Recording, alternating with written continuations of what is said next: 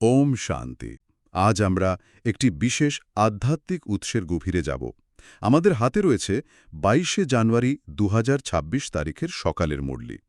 তো আজকের মুরলিটা এক কথায় বলতে গেলে আধ্যাত্মিক রূপান্তরণের একটা পুরো রোড ম্যাপের মতো।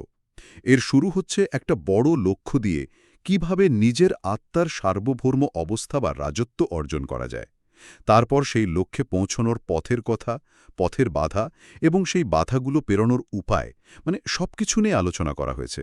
তো চলুন এই যাত্রার প্রতিটি ধাপ আমরা বিস্তারিতভাবে দেখি। মুরলির শুরুতেই একটা বেশ উচ্চাকাঙ্ক্ষী প্রশ্ন রাখা হয়েছে। কোন পুরুষার্থ বা প্রচেষ্টার দ্বারা রাজত্বের তিলক প্রাপ্ত করা যায়? আধ্যাত্মিকতার যে চূড়ান্ত লক্ষ্য, সেটা নিয়ে তো এই প্রশ্নটা। এর উত্তরটা আমার সত্যিই আকর্ষণীয় মনে হয়েছে। হ্যাঁ, প্রশ্নটা সত্যিই খুব গভীর, আর মুরলিতে এর উত্তরে দুটো প্রধান বিষয়ের ওপর জোর দেওয়া হয়েছে। প্রথমটা হল সদা আজ্ঞাকারী হওয়া। আজ্ঞাকারী হওয়া। হ্যাঁ, এখানে একটা সুন্দর রূপকও ব্যবহার করা হয়েছে। বলা হচ্ছে এই সঙ্গম যুগে, পুরনো যুগ শেষ হয়ে নতুন যুগ আসার এই মিলন সময়ে বাবার আদেশ পালনের টিকা কপালে লাগাতে হবে। যারা সম্পূর্ণভাবে আজ্ঞা পালন করে তারাই ভবিষ্যতের রাজত্বের তিলক পাবে। আর যারা করে না? যারা আজ্ঞাকারী নয় তারা এই অধিকার থেকে বঞ্চিত হয়। এই আজ্ঞাকারী হওয়ার ধারণাটা আধ্যাত্মিক জগতে এত গুরুত্বপূর্ণ কেন? এর মনস্তাত্ত্বিক প্রভাবটা ঠিক কি? এটা কি ব্যক্তিকে নিজের ইচ্ছার ঊর্ধ্বে এক বৃহত্তর ব্যবস্থার অংশ হতে শেখায়? ঠিক এই জায়গাতেই বিষয়টার গভীরতা। আজ্ঞাকারী হওয়া এখানে অন্ধ অনুসরণ নয়, বরং নিজের যে ক্ষুদ্র আমি বা অহংকার সেটাকে সমর্পণ করা। যখন কেউ নিজের সীমিত বুদ্ধি বা ইচ্ছাকে আঁকড়ে ধরে থাকে, তখন সে পরমাত্মার দেওয়া শ্রেষ্ঠ মত বা শ্রীমত এর থেকে দূরে সরে যায়। আজ্ঞা পালন করা হল সেই উচ্চতর জ্ঞানের প্রতি আস্থা রাখা। আর দ্বিতীয় যে পুরুষার্থের কথা বলা হয়েছে সেটাও এর সাথেই যুক্ত। সেটা কি? দ্বিতীয় বিষয়টা হল নিজের আধ্যাত্মিক অসুস্থতা সার্জনের কাছে না লুকানো। সার্জনের কাছে? হ্যাঁ, এখানে বাবাকে একজন আধ্যাত্মিক সার্জন হিসেবে দেখা হচ্ছে। ভাবুন, যদি কোনো রোগী সার্জনের কাছে নিজের অসুখ লুকিয়ে রাখে, তাহলে কি তার রোগ সারবে? না, কখনোই না। ঠিক তেমনি এখানে বলা হচ্ছে নিজের ভুল বা দুর্বলতা বাবার কাছে লুকিয়ে রাখলে আধ্যাত্মিক পদ বা মর্যাদা কমে যায়। পূর্ণ অধিকার পাওয়ার জন্য বাবার মতো প্রেমের সাগর হতে হবে, সম্পূর্ণ স্বচ্ছ এবং সৎ থাকতে হবে। তার স্বচ্ছতা আর সমর্পণ, এই দুটোই হল রাজত্ব প্রাপ্তির মূল চাবিকাঠি। বেশ। মুরলিতে জ্ঞান আর ভক্তির মধ্যে একটা স্পষ্ট পার্থক্য টানা হয়েছে। বলা হয়েছে এই পড়াশোনাটা বিশ্বের মালিক হওয়ার জন্য। এই তুলনাটা একটু ব্যাখ্যা করবেন? অবশ্যই। মুরলিতে বলা হয়েছে যে ভক্তি মার্গ ওটা এখন অতীত। ওটা ছিল সিঁড়ি দিয়ে নিচে নামার পথ।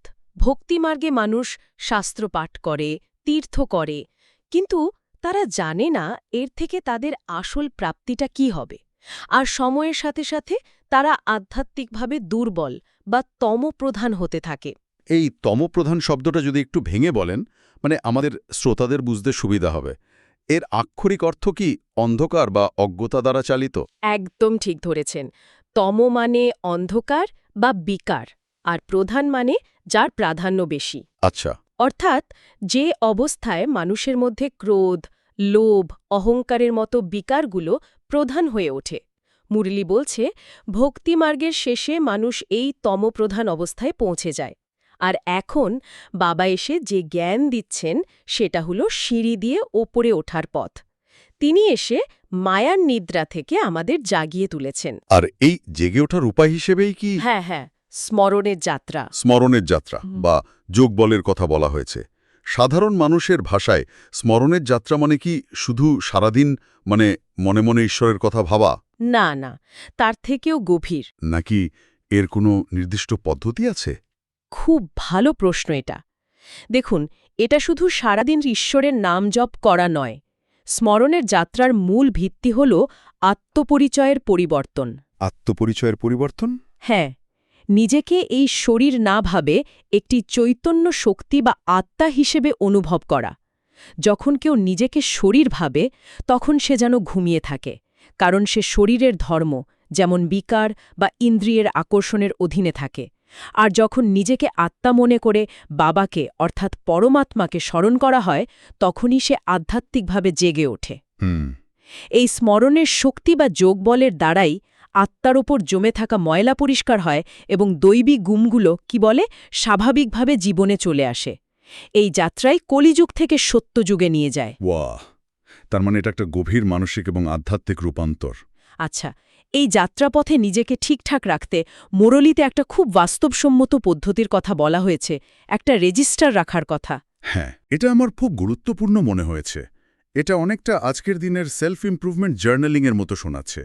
এই চার্ট বা রেজিস্টারটা ঠিক কি? হ্যাঁ, এটা একরকমের আধ্যাত্মিক সেলফ অডিট বলতে পারেন। Self audit? বাহ! মুরলী অনুযায়ী প্রত্যেককে প্রতিদিন একটি রেজিস্টার বা চার্ট রাখতে বলা হয়েছে। সেখানে মূলত দুটো বিষয় খেয়াল রাখতে হবে। কি কি? প্রথমত, সারাদিনে কত সময় বাবাকে সঠিকভাবে স্মরণ করা হলো, আর দ্বিতীয়ত, নিজের দ্বারা সারাদিনে কি কি ভুল হলো। এটা একরকম আত্মপর্যবেক্ষণ। আর ভুল হলে কি করতে হবে? এখানেই কাছারি বা শুনানির ধারণাটা আসছে। বলা হয়েছে নিজের মনের সাথে কাছারি করতে হবে, অর্থাৎ নিজেকে প্রশ্ন করতে হবে, আমি কি কোনো ভুল করেছি? যদি ভুল হয়ে থাকে তবে সেটা স্বীকার করতে হবে। স্বীকার করতে হবে। হ্যাঁ, কারণ যদি ভুল স্বীকার না করা হয় তাহলে সেই ভুলটা আরও বাড়তে থাকে এবং তার জন্য ১০০ গুণ দণ্ড পেতে হয়। মুরলীতে ভুল স্বীকার না করাকে আজ্ঞা পালন না করার সমান ধরা হয়েছে। ও আচ্ছা।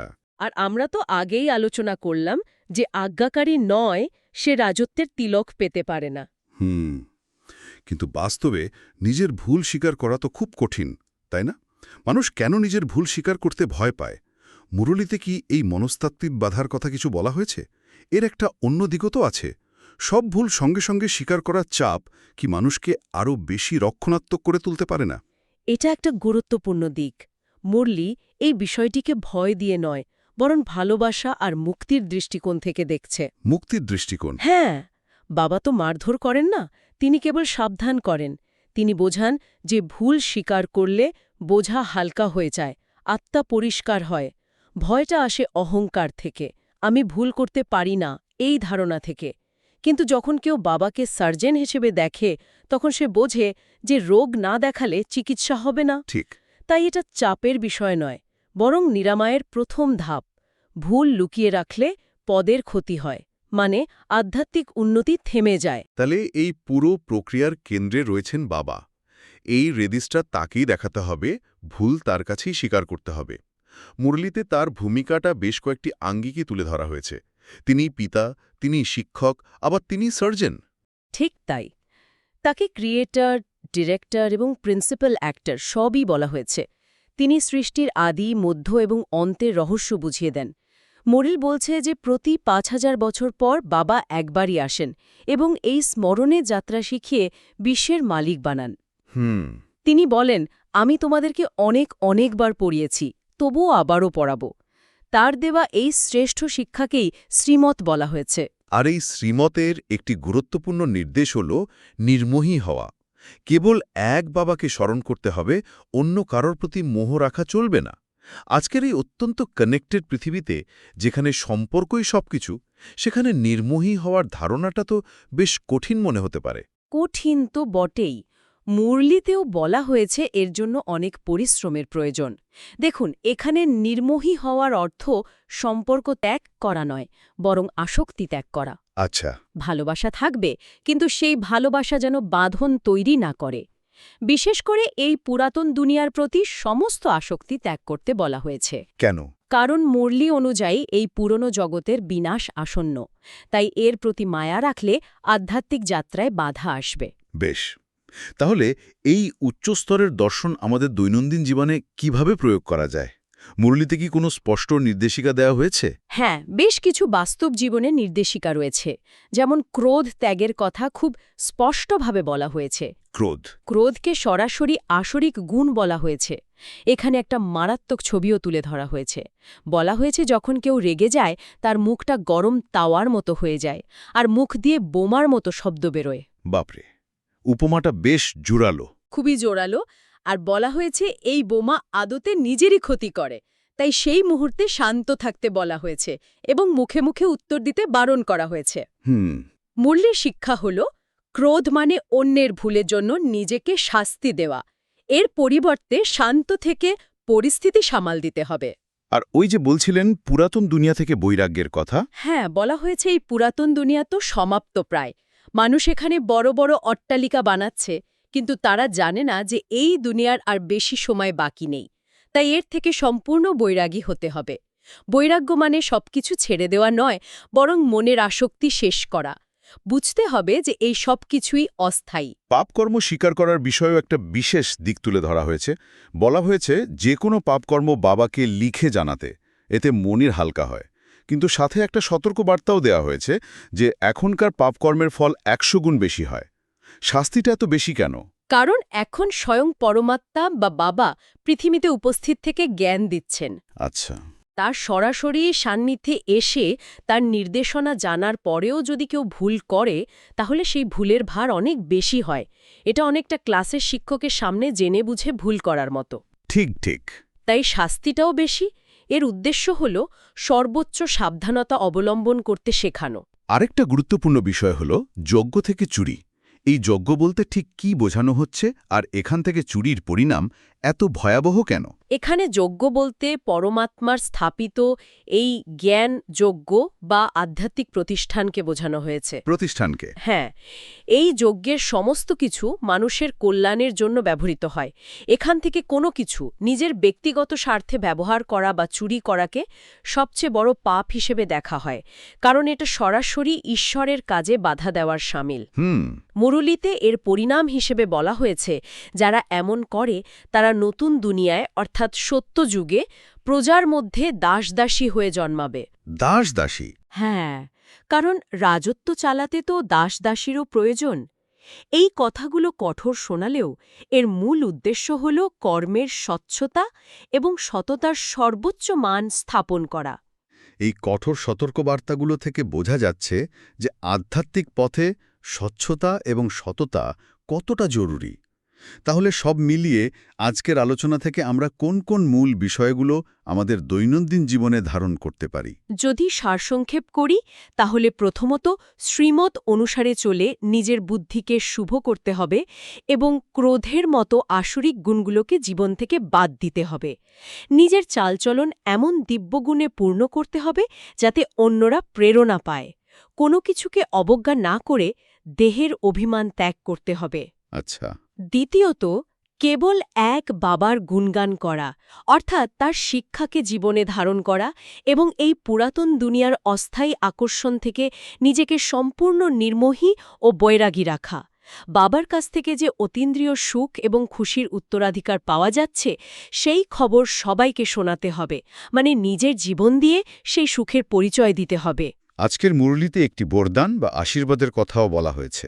হ্যাঁ, আজকের বরদানটি হল শ্রবণের আধারে মায়ার আবর্জনা থেকে দূরে থেকে সদা চিয়ারফুল বা আনন্দিত থাকা। চিয়ারফুল থাকা? হ্যাঁ, বলা হয়েছে অন্তর থেকে যখন বাবা শব্দটি বেরোয়, তখন সেটা একটা জাদুর মতো কাজ করে, যা সব পরিস্থিতিকে সহজ করে দেয়। মায়া প্রথমে বাবাকেই ভুলিয়ে দেয়, তাই শ্রবণের ওপর মনোযোগ দিলেই পদ্মফুলের মতো নির্লিপ্ত এবং আনন্দিত থাকা সম্ভব। আর আজকের স্লোগানটিও খুব শক্তিশালী। পবিত্রতার ধারণা বা ধর্মকে জীবনে ধারণকারী হল মহান আত্মা। আজকের এই গভীর আলোচনার শেষে একটা বড় প্রশ্ন আমার মনে ঘুরপাক খাচ্ছে। বলুন। মুরলিতে বারবার বলা হয়েছে যে এই সৃষ্টি একটি পূর্ব নির্ধারিত ড্রামা এবং প্রতি ৫,০০০ বছর পর এর হুবহু পুনরাবৃত্তি হয়। এমনকি যারা ভুল করে যজ্ঞ থেকে চুরি করবে, তাদের দাসদাসীর ভূমিকাও এই ড্রামাতে নির্দিষ্ট। প্রশ্ন হল, যদি সবকিছু একটি পূর্ব নির্ধারিত স্ক্রিপ্টের অংশ হয়, তাহলে আমাদের ব্যক্তিগত পুরুষার্থ বা প্রচেষ্টার গুরুত্ব ঠিক কোথায়? এই পূর্ব নির্ধারিত ভূমিকার সাথে নিজের ভাগ্য নিজে গড়ার ধারণাটিকে আমরা কিভাবে মেলাতে পারি? এটা শ্রোতাদের ভাবার জন্য একটা প্রশ্ন রেখে গেলাম। আজকের দ্য ডিপ ডাইভের জন্য এতটাই। ওম শান্তি। ওম শান্তি।